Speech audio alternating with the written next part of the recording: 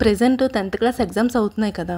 మొన్న English exam సరిగ్గా రాయలేదు అనేసి ఒక అమ్మాయి ఇంట్లో వాళ్ళకి భయపడి, నేను ఫెయిల్ అయితే ఎలాగా అనుకోని ఇంట్లో ఎవరూ లేని టైంలో ఉరేసుకొని చనిపోయింది. బలవంతంగా ఉరేసుకున్నప్పుడు వచ్చే పెయిన్ కన్నా ఎగ్జామ్స్‌లో నేను ఫెయిల్ అయిపోతే ఎలాగా అనేసి తను డిప్రెషన్‌లోకెళ్ళిపోయి ఉరేసుకొని అయితే చనిపోయిందనమాట. చూడండమ్మా, మీ పిల్లలందరికీ నేను ఒక్కటే చెప్పాలనుకుంటున్నాను. జీవితంలో ఎగ్జామ్స్ అనేవి ఒక పార్ట్ మాత్రమే.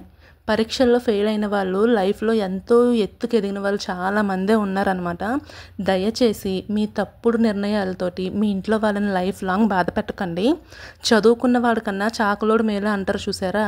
ఇంత చదువుకొని మనం ఏం సాధించాం? మన చదువు జస్ట్ మన నాలెడ్జ్ కోసమే అంతే. ఏ చదువు లేని వాళ్ళు ఎంతో ఎత్తుకెదిగి చూపించారు. ప్లీజ్ అమ్మా, మీరు ఎలాంటి పిచ్చి డెసిషన్స్ తీసుకొని మీ పేరెంట్స్‌ని బాధ పెట్టకండి. కడుపులో పెట్టుకొని పెంచుకున్నారు మిమ్మల్ని. వాళ్ళకు కడుపు కోతనైతే మిగల్చకండి. ఈ ఎగ్జామ్స్ పోతే ఏమైంది? సప్లిమెంటరీస్ ఉంటాయి. సప్లిమెంటరీ రాసి బాగా పాస్ అయిపోండి. దాంట్లో చావడం ఎందుకు?